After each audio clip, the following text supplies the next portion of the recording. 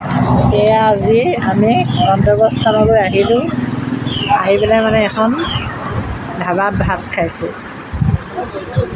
যোৰহাটৰ পৰা অহা ৰাস্তাৰ কাষৰ নেশ্যনেল হাইৱেৰ কাষত এখন ধাবা, মানে ৩৭ নং ৰাষ্ট্ৰীয় ঘাইপথৰ কাষতে এখন ধাবা। নামটো হৈছে বৰুৱা ধাবা।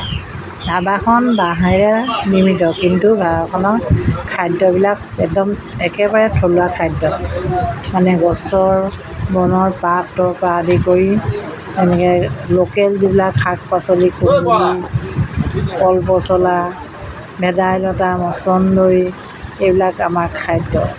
এয়া চাওকচোন, আমাৰ জয়ন্তই খাইছে।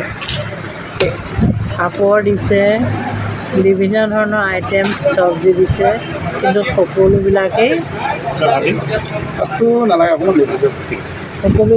কিন্তু থলুৱা।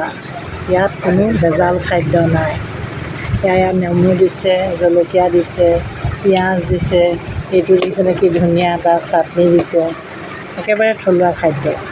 আৰু এয়া আমাৰ জয়ন্তই খাই আছে। এতিয়া মই খাম, মোৰ কাঁহীখন আপোনালোকক দেখুৱাইছোঁ।